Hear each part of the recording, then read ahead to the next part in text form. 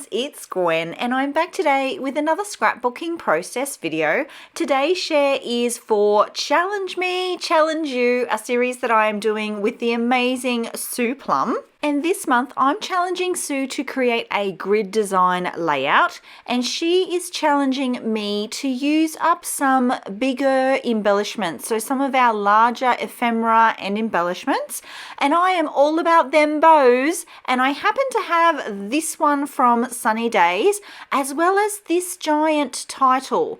So I'm actually going to begin my layout with these two pieces as inspiration. I have this photo of my husband and daughter taken many years ago. She's so tiny in this picture. And let's get creating. So my very first idea for the layout was to perhaps layer up these tags to create a grid design. I decided against that because I found these two pieces of transparency. They're part of the embellishment pack. They're 3x3. I have pulled them out before and tried to use them and sort of struggled. So I thought, you know what? They are just a 3x3 inch square.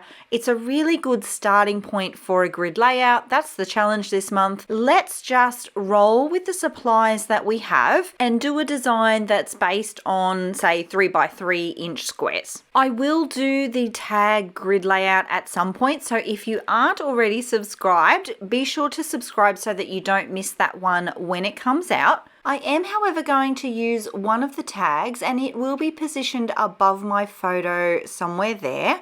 At this point too, I need to decide on a photo mat. I went with the yellow and pink floral pattern paper. This one is from the 6x8 paper pad, and I chose that because of the yellow primarily. The yellow border I want to tie in to that. And I did also have a yellow flower that is quite large that I want to use on this layout as well.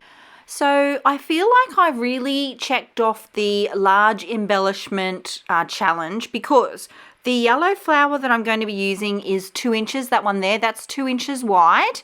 The title, which I'm going to use that says The Sweet Life, that one is 3 inches wide, and my bow is pretty similar. It's about the same. So that's 3 pretty large elements on the layout. I had actually forgotten that I created back in 2020 when the channel was pretty new. I created 2 layouts that were like a stash bust big stuff challenge where I pulled out big elements in my stash and I created with them. So what I will do for those is also leave them in the description box below. You can go and check them out. If you are like me and you have a bunch of bigger elements that you want to try and use up on your layouts, those 2 videos will help with some ideas as well. I think my top tip would be to get those really large embellishments onto your layout as early in the process as possible. So think about your background and your plan, get your photo locked into position, but then get those big things on your layout.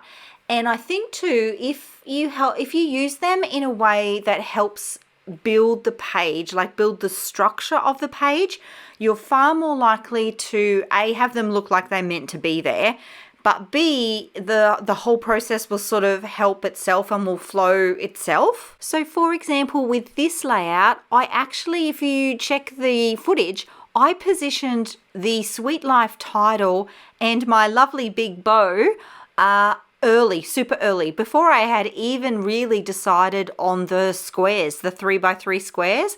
I just sort of felt that that bow and the title needed to be somewhere central on the design, and then built the design out from there. So while I've been chatting away, I did go ahead and cut 2 more squares, 3x3, out of that same pattern paper that I used to back the photo.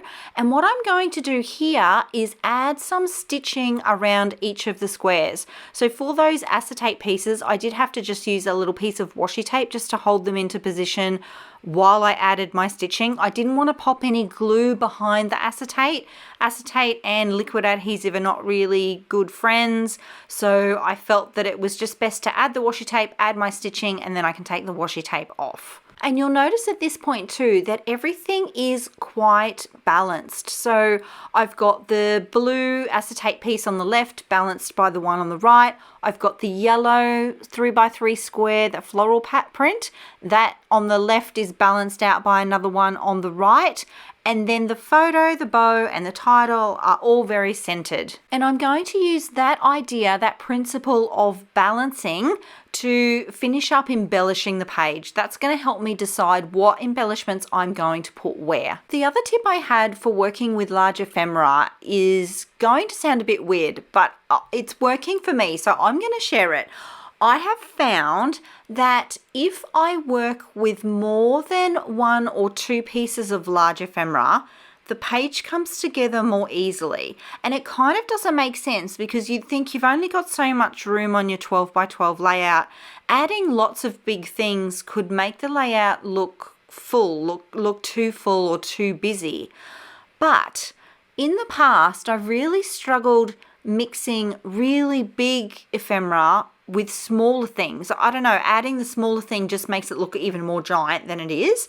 But when you're adding it with other larger elements, it feels more balanced and then the pieces don't seem as big. I don't know if that makes any sense at all, but that's just what I found. I guess it really just comes back to balance. Like if I had that title, The Sweet Life, and then my bow was one of those smaller little tiny bows, the title would just look giant next to it. But because they're similar in size, I don't think in this case neither of them look that giant. Things are getting serious because I am gluing stuff down. I have my Nouveau Deluxe adhesive out and I am going to lock into position some of these elements. Grid design layouts are probably the only ones that I'm not really too concerned about flowing clusters on. Now I talk a lot about cluster embellishments and how they should flow across the page. I don't really think so much about that when I'm making a grid design. For those, I think more about the individual blocks that make up the grid. So they're all sort of like 6, or in this case, 1, 2, 3, 4 main ones, 4 main blocks that I have to sort of decorate, and they're sort of independent of each other. But then they have to work together as well, of course. So for each of the blocks in this layout, so I've really got 4, right? I'm going to go with a fairly large icon. So I've got a bike, I've got a butterfly, I've got a flower, and then I've got the XOXO. I'm going to use those as sort of my anchor points, my key element. And then I'm going to add in a supporting ephemera piece. So that might be a die cut that's smaller. It might be a sentiment. In this case, for the bicycle, I've got one that says best day ever. The flower piece has a similar styled ephemera piece that says enjoy the ride. And those will actually also create not a visual triangle, but a bit of more balance across the layout. Currently, the black in the photo and the black in the title is all that I have that's sort of dark and heavy. So I feel like adding those 2 banner pieces, one on the left and one on the right, that helps sort of spread out the black on the layout and balance everything out a little bit more. I've gone ahead and done something similar with the yellow. We've got the large yellow flower on the right, and then I found a yellow sentiment that says sunshine that's now positioned underneath the butterfly on the left. Balance is really important when it comes to grid designs, balance in color and balance in the ephemera pieces and the icons that you have going on the layout. Which is why I am fussing with this butterfly. I want something to go onto the right hand side of the layout, and it does end up somewhere about there. And I'm going to call the layout done. Thank you so much for being here, my creative friends. If you like the way that I scrapbook or the way that I chat about the way that I scrapbook, I would love it if you give this video a thumbs up. Be sure to pop by Sue's channel, and I'll see you all next time. Until then, bye!